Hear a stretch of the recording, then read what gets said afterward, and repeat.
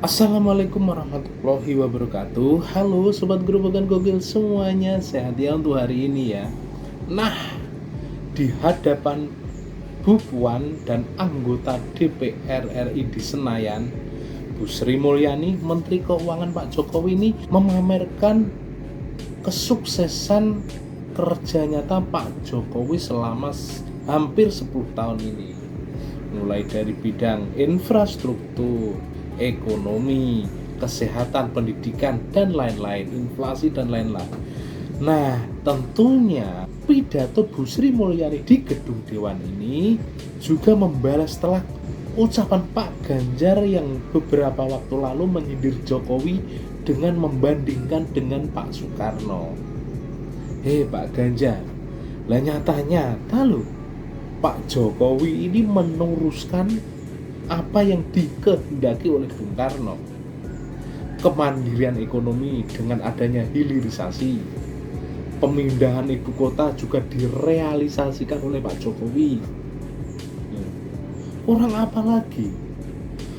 Pengembalian aset-aset asing yang dijual ke asing sejak dulu dikembalikan oleh Pak Jokowi. Blok Rokan, Blok Mahakam, Freeport,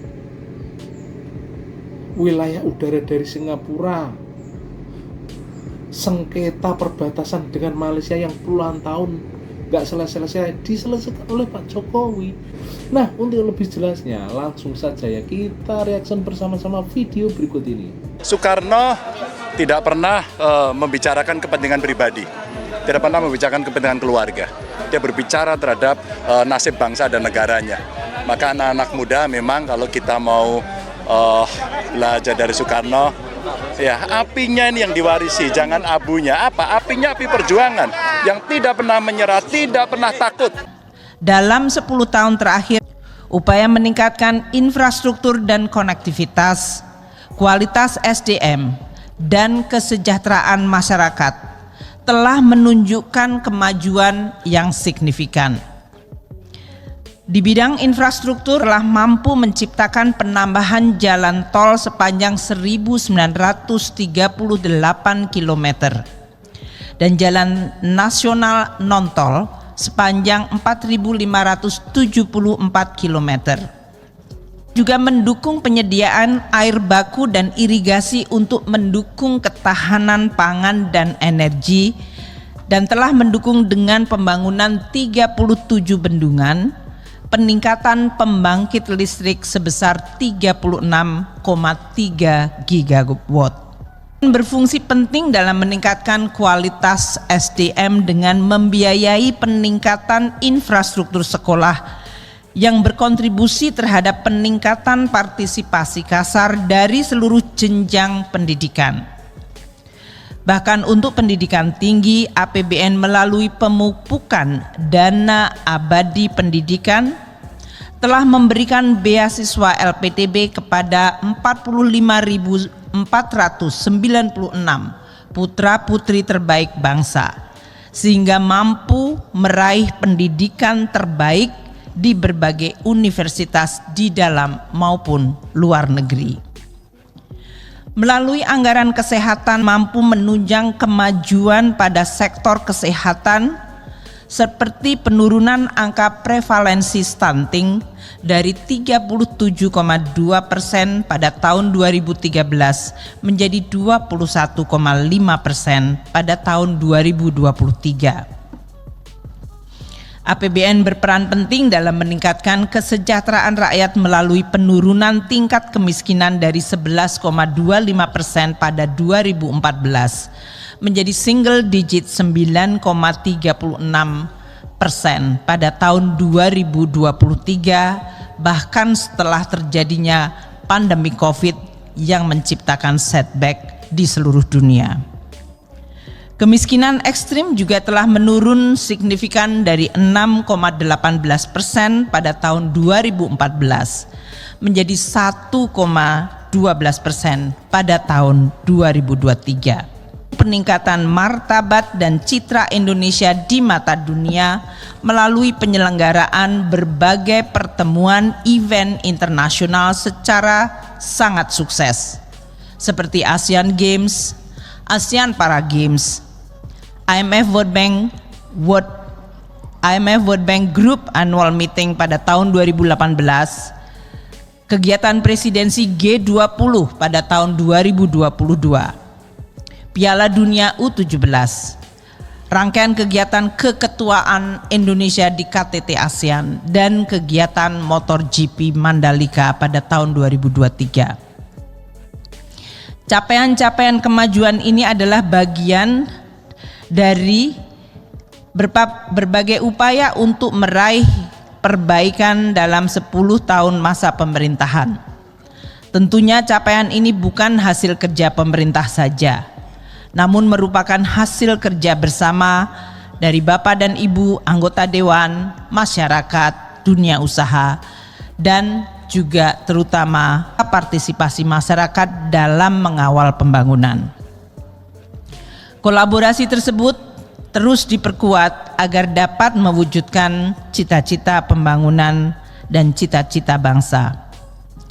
Pimpinan dan para anggota Dewan Perwakilan Rakyat yang kami hormati, sebagai instrumen kebijakan fiskal yang penting dan berfungsi sebagai alat stabilisasi, distribusi, dan alokasi, APBN selalu hadir dan diandalkan dalam menghadapi berbagai guncangan yang dihadapi oleh negara kita, termasuk ketidakpastian global dan domestik seperti pandemi COVID-19 yang sungguh luar biasa berat dan dahsyat. Pemerintah dan DPR terus bekerja sama secara baik, merumuskan dan menentukan kebijakan fiskal atau APBN sehingga mampu merespons dan menjawab tantangan yang luar biasa tersebut. Kondisi pandemi yang sungguh luar biasa atau extraordinary membutuhkan kebijakan APBN yang juga luar biasa, di mana penerimaan negara menurun sangat tajam pada tahun 2020 karena berhentinya kegiatan ekonomi dan masyarakat. Sementara negara harus meningkatkan kehadirannya dan mengharuskan APBN mendanai belanja yang melonjak tinggi. Kebijakan APBN yang luar biasa pada masa pandemi ditunjukkan dengan besaran defisit hingga mencapai 6,1% PDB. Defisit ini jauh di atas batas maksimal yang diatur Undang-Undang Keuangan Negara yang sebesar 3% dari PDB. Kondisi genting yang memaksa akibat pandemi menyebabkan APBN bekerja luar biasa keras untuk periode 2020 hingga 2021. Dengan memulihkan kembali perekonomian Indonesia dan sekaligus mampu mengembalikan kesehatan APBN. Konsolidasi APBN atau fiskal dalam 2 tahun 2020-2021 yaitu lebih cepat 1 tahun dari perkiraan awal, termasuk konsolidasi fiskal yang tercepat dibandingkan banyak negara-negara di dunia termasuk di G20 maupun ASEAN, dan menghasilkan defisit APBN yang turun tajam di bawah 3% hanya dalam kurun waktu kurang dari 3 tahun. Perekonomian Indonesia kembali pulih dari kontraksi 2,07 di tahun 2020 menjadi positif 3,7 pada tahun 2021 dan berlanjut tumbuh di atas 5,3 pada tahun 2022. Pasca meredanya pandemi COVID tidak membuat perekonomian global serta merta menjadi pulih. Tahun 2023 terjadi gejolak perekonomian global. APBN 2023 yang dirancang pada pertengahan tahun 2022 diwarnai oleh perkembangan kondisi geopolitik global, khususnya perang Rusia-Ukraina. Gangguan rantai pasok global akibat perang menyebabkan volatilitas harga komoditas. Tekanan inflasi yang berkepanjangan di banyak negara, terutama negara maju, mendorong kenaikan suku bunga yang sangat tinggi dan menimbulkan gejolak di pasar uang di sebagian besar negara berkembang. Kondisi ini berimplikasi pada perlemahan pertumbuhan ekonomi di banyak negara pada tahun 2023, khususnya di Amerika Serikat, Eropa, dan Tiongkok. Berbagai laporan lembaga internasional menunjukkan adanya tantangan berat yang dihadapi pada tahun 2023, termasuk potensi krisis keuangan yang bisa terjadi di berbagai negara besar. Menghadapi risiko dan volatilitas global yang melonjak tinggi, pemerintah bersama DPR sepakat merancang APBN tahun anggaran 2023 secara hati-hati, waspada, namun tetap efektif dan optimis di dalam menjaga momentum pertumbuhan ekonomi. APBN tahun 2023 kembali berperan sebagai shock absorber di dalam menghadapi risiko guncangan ketidakpastian global dengan fokus pada tema peningkatan produktivitas untuk transformasi ekonomi yang inklusif dan berkelanjutan.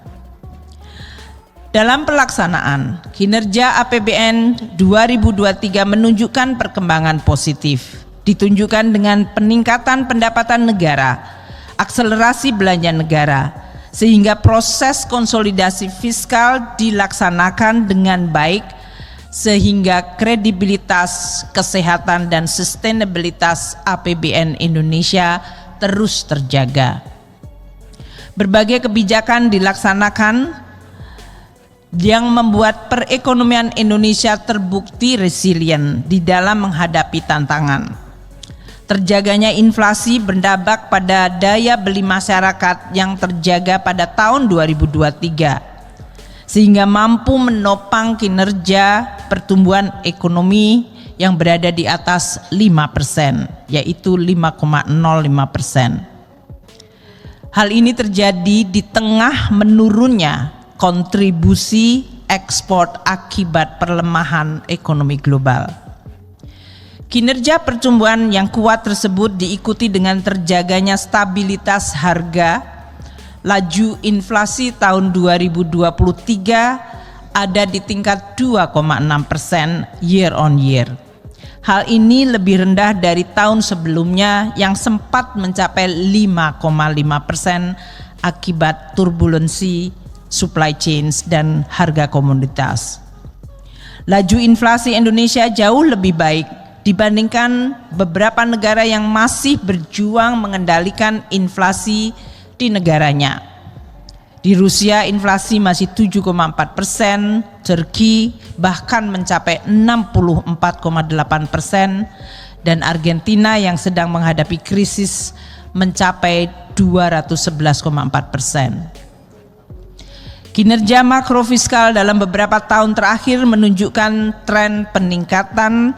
Rasio perpajakan dijaga pada level double digit 10,31% dari PDB. Keseimbangan primer mencapai surplus 0,46% dari PDB. Ini merupakan surplus keseimbangan primer pertama kali sejak tahun 2012.